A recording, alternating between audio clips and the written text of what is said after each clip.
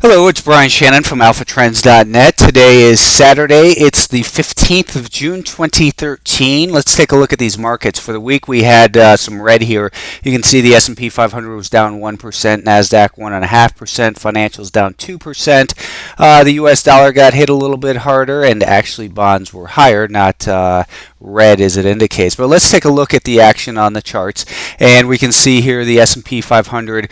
We came down and tested that 50-day moving average once again. So that's two tests in the last 2 weeks. And I would just say about that the more times any type of support is tested, the more likely it is to fail to hold. And it was really kind of an uninspiring bounce here we saw the last 2 days. So Thursday we bounced strong from that 50-day moving average. Friday we pulled back a little bit. And you can see we have a declining 10. That's the red 10-day moving average. And we're trapped underneath the 20-day, which is the blue moving average. And we've been underneath that 20, coiling kind of between the 20 and 50 here for the last 2 weeks. The question with this market here is, while we have this indecision, because we do still have a primary uptrend on the longer term, but when we start looking at a 30-minute time frame of the last 25 days or so, we're seeing that we've undergone what looks like distribution in here, and we've got this prior area that's been important as far as support and resistance, that if we can't get back up above 165.5-ish or so, then we run the possibility that this market will break this little symmetrical triangle we're in and break that 163 definitively and drop out of the bottom of this and perhaps get a little bit deeper pullback down towards the 160 level. I don't think that would be a horrible thing for this market, but it definitely the nature, the character of this market seems to be changing somewhat, and that we're just we're still, we're turning sideways in here. We've got a negative week, but obviously we're still up great year to date. We've got a 15%, 14.5% year to date gain in the S&P 500. Historically, June is a very it's a bearish month, and we've got summer trading, etc. So the market seems as though it's we've had to enjoy this real nice run. Some further pullback wouldn't be a bad thing for the market in the overall. Obviously, it would hurt shorter term if you're getting stopped out of positions, or if you're trying to buy things as they pull back. You don't want to buy them as they're pulling back, but instead wait for the pullback to kind of settle down and then show us that it is in fact regaining important levels such as 165.25-ish or so. So for now, I think we need to remain cautious about the near term and think that nobody knows for sure what's going to happen here, but we have to ask ourselves, is this distribution before the market drops further and perhaps even down towards well, we could do some Fibonacci numbers, I suppose, off of various levels. So we could take a Fibonacci off the lows of last year, I'm sorry, the fourth quarter of last year, and a 38.2% retracement would get us down to 156. Perhaps that's coming. I don't want to make guesses here. That's not the point. What we need to do is listen to the message of the market. The market will tell us the right thing to do, and the message right now is pretty clear that we have indecision, and during periods of indecision, we don't want to be trying to push things real hard. Instead, we want to pull in the risk that we're taking. It is crazy, sometimes I turn on CNBC and it sounds like every day the market is up, risk is on, the market's down, risk is off. I don't know when up and down became synonymous with risk on and risk off, but that was just a personal annoyance, I suppose. It didn't add value here, but we have indecision in the market, so the market is telling us that we need to go slow, we need to reduce our share size, we have to be more selective in our entries, and we have to be looking at long and short ideas in this market. The NASDAQ for the week lost a little bit of ground as well. It tested that 50-day moving average and for now is holding. So we've got the possibility that if we break this level in here, we drop down towards about $70 a share. The intermediate term trend has been, we've got these declining tops, and we're going to really, the midpoint of this, what's been important is at about 7280 to 7310, 7315. This has been our important band in here, and we've got these slightly higher lows. So, this week we want to be focused on what is this market going to do in terms of with this declining 5-day moving average. Do we come back down towards this level level? If so, then we've got we've got basically, you could call that an inverted head and shoulder, not head and shoulders. You could call that an inverted cup and handle. You could call it a descending triangle. The point isn't to try and label label the pattern so much. Instead, be aware of the psychology that if we break this support at about 71.5, it seems pretty likely that 70 would be taken out, and then we need to wait otherwise for really about 73.25 to be taken out on the upside for us to think that this market has the capability of making a run in the near term. The semiconductors for the week, they lost 1.1%, and they're still really much more range bound than these other markets, and perhaps this is foreshadowing what's going to happen with the broader indexes. I'm sorry, this is the Russell 2000. I don't know why I said that, semiconductors, but the Russell 2000 is in this bigger, more range bound type of market, and the key in here really on the upside is about 99 to 99.25. If we can get above and hold above that, then things would look a little bit more bullish. So a move back above and then pull back and test and see it hold. It's not the breakout that matters, but can it break back above that level and then hold it? Otherwise, we have to be aware of the possibility that if we break down from here, that this 96 to 96.25 really has been our band of support, and if we break that, then, well, the 50-day moving average is right there. Perhaps we continue a little bit further down towards 94. The point is, it's simply not clear, and when it's not clear, then we actually have clarity about what to do, which is to go slow and let the be patient, let the market present us the opportunities, and have our cash available to deploy. Because even you can look at it and say, well, what about shorting? And we can make money on the short side, but only for short periods of time, like looking at these semiconductors here.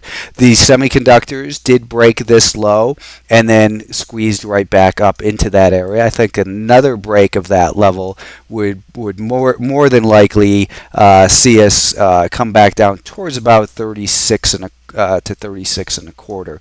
We do still have that 50-day moving average, which is rising, which I always say is innocent till proven guilty, but it's in a cautionary area. We can't just say, okay, well, it's innocent till proven guilty, so we're just going to buy it, but it could be getting towards the later stages of that innocent till proven guilty, and we run the risk of a pullback. So you have to be aware of it. And the financials still range bound in here as well. If we look at it, we've kind of got this range tightening on it, and we've got an important level, midpoint level really at about this 1980 to 1990. Let's say 1975 to 1990. This has been a critical area for the financials, and if we now find resistance there again and then break down, then it seems highly likely to me that at least a test of the 50-day moving average and perhaps a little bit deeper. So I think that you're getting the point that the trend is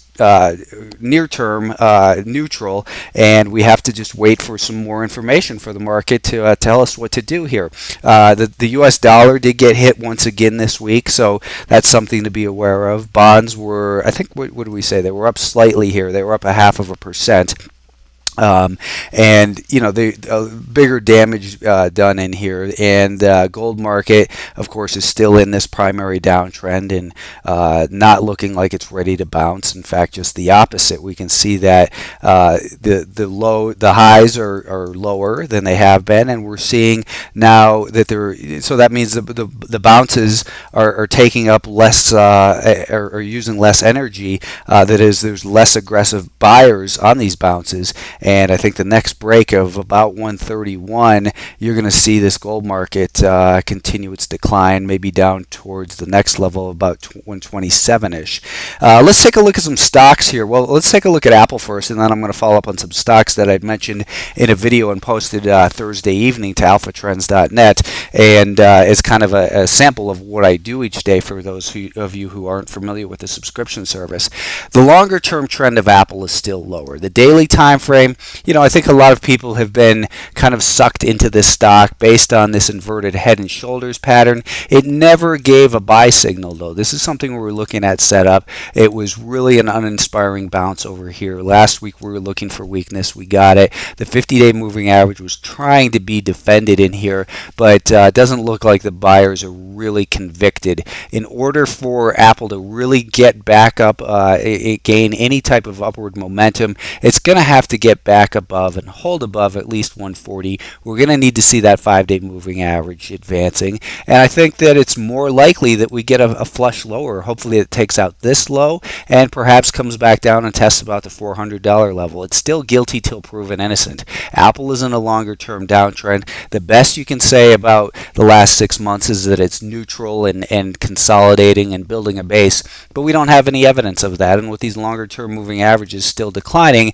it's longer term guilty till proven innocent. Now I want to talk about these stocks that I've mentioned as candidates for trading on Friday. Taser was one. I was talking about the possibility of getting long this above $9.50. So you can see it never got above that $9.50 level. There was no reason to be a buyer. The high on Friday was $9.47. What we were looking for was these little higher lows to be met with a higher high in the intermediate term, because that would then confirm this longer term uptrend on the daily and the weekly time frame, where it has still a good possibility of running. But we want to see that momentum. We wanted to see a higher high and then perhaps a pullback and then see it go. So initially we were going to buy it above 950 with a stop at 928. Well, there was no reason to buy because the momentum didn't come in. Had we bought, though, this is what we would have wanted to see, and then to raise our stop underneath this higher low. Instead, the stock looks broken for now. I don't think it's going to bounce early this week, so that's something I'm going to take off of my watch list for early in the week. CRK was a different type of entry. We're talking about the weekly time frame, how it's coiled up and got some energy built in there, and that this was looking like a little possibility of breaking this pattern in here. And what we were looking for was Thursday afternoon, we had seen some strength in the stock. It got back above this 5-day moving average in here. Oops, let's take a look at the 10-minute time frame.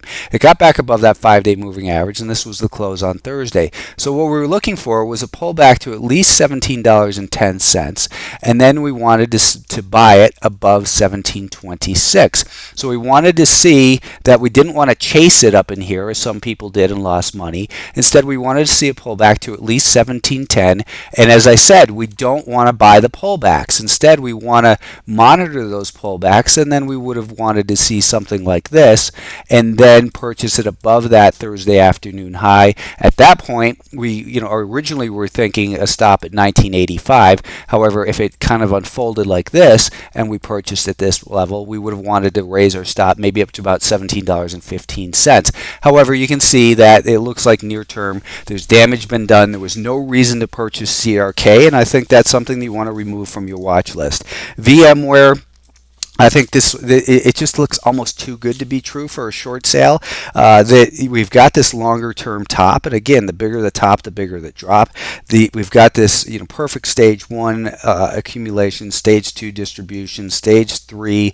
Uptrend is stage 2, stage 3 distribution, and here we are in a stage 4 decline with the 10, 20, 30, 40 week moving average all declining in here, and it kind of looks actually a little bit like gold does back in this point where we had that bigger top over the last year or so, and now we've got the same thing in here. VMware seems like one of those days you could come in, they would have bad news, and it gaps down to $50 a share or so. Now it's a little bit choppy in the intermediate term, but if you look at it, it's really setting up nicely that this prior support band has been acting as resistance in here, and we do have a declining 10, 20, and 50-day moving average. So when we drill down, let's look at the 65-minute time frame. We've got that 20-day moving average ahead, above that is, and now we're coming down to, let's go to a 30-minute time frame.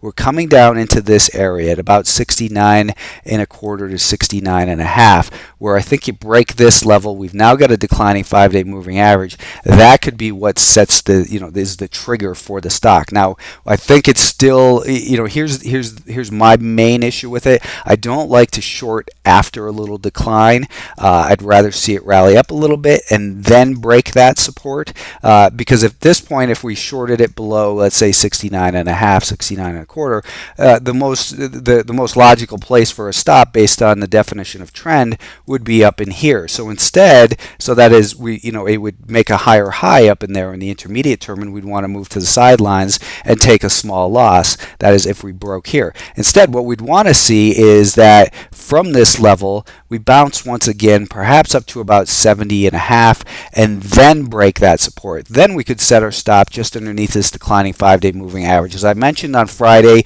or Thursday rather, I think this is a good candidate, more likely for puts because of the choppiness of the stock. But that's something that you have to decide for yourself, whether options are appropriate or whether you understand options, which option to use, and that's again based on a lot of personal preference levels, knowledge level, experience, and that sort of thing. But VMware, still keep that one on your list as a short sale because it really looks pretty vulnerable. GT, I was talking about, we had gotten involved in this one Thursday, and I wanted to raise the stop to 1530. I still think it has room to run, but this market's getting a little bit sketchy in here, so take your profits and move to the sidelines. Amazon, we were looking for a pullback in here, in that we wanted to see it pull back and then maybe get going. I still think we've got maybe another couple days, and this is setting up as an important area of resistance for the stock between 277 and about 278. This is going to be important. Now the daily time frame looks great. It just looks like a low volume pullback where the prior resistance is acting as support at a rising 10-day moving average. But when we kind of look at the 30-minute time frame, we're trapped at what's now a declining 5-day moving average, and this runs the risk of failure in here, so just be very careful with it. Don't be if you're long, I'd say have your stop in mind, but there's no reason to have bought on Friday. There's still no reason to buy it in here. I think you just want to keep that on your watch list. Gentex, we were looking to see if this one, it had a little flush below that rising 50-day moving average and had a nice run on Thursday. We spoke about we don't want to buy after these rallies. Instead, what we wanted to see was a pullback in here,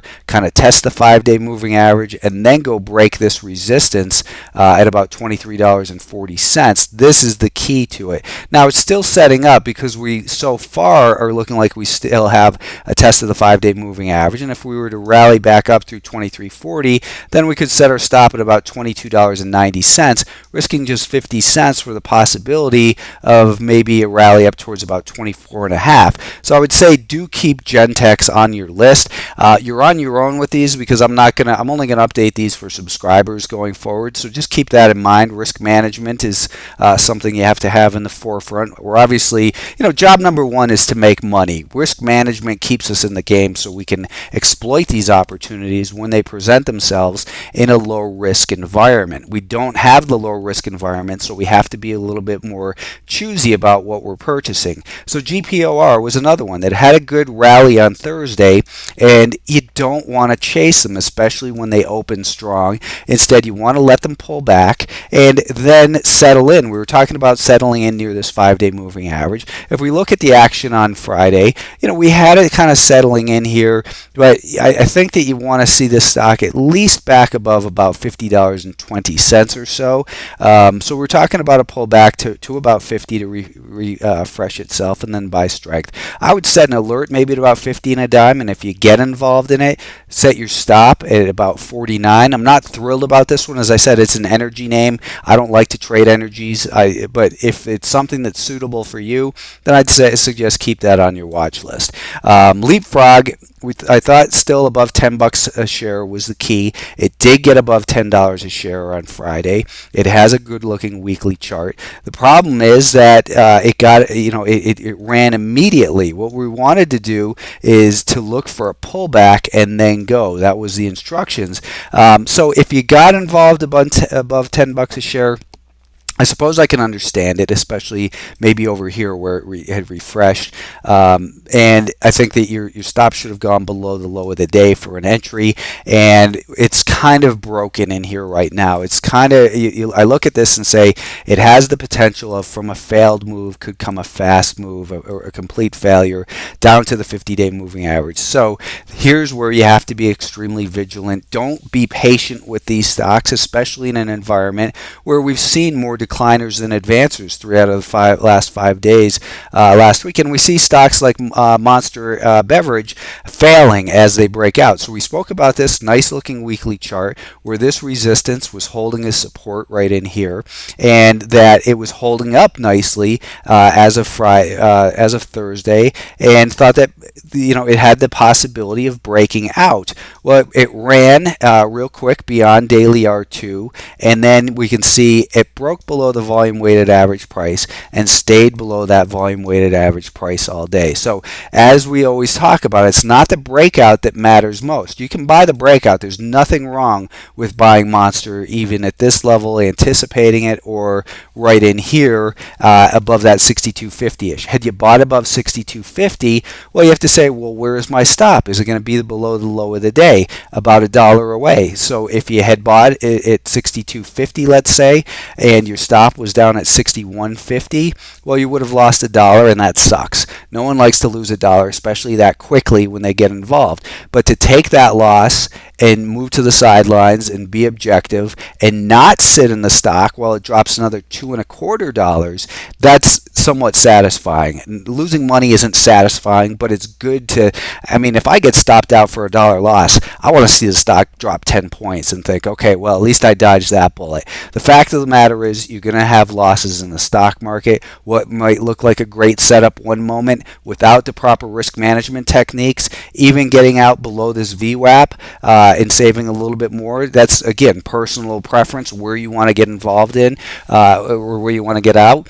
In this market, we should be trading smaller share size with tighter stops. So losses are inevitable. They happen. A professional keeps those losses small and avoids this bigger pullback. Now, it's not something I would necessarily short, but there's a lot of people that look to reverse, go from their long to their short. And there's nothing wrong with that if that's suitable for you. I'm a trend trader. I talk about trend trading in Alpha Trends videos all the time, and that's what my discipline entails, and how I like to, what I think is the lowest risk way of making money in the market. Polycom, we spoke about. Again, we've got a lot of energy built on this weekly time frame. The stock's done nothing for almost a year but consolidate within a pretty tight range. It has been a big mover in the past, and we can see here we've just been consolidating. We had that move on Thursday, and I was saying, listen, we don't want to chase this thing. It could be a running breakout, but we don't want to chase this thing. Wait for a pullback down towards 1140 and then buy strength. So we have this prior resistance that so far has held as support right now near that 1140. So it pulled back almost precisely. In fact, the low of the day was 1140. That's where we were looking to for it to pull back to. So it pulled back, and that's important. But what we want to do now is say, okay, since this move began 2 days ago, what's the volume weighted average price? We're holding it.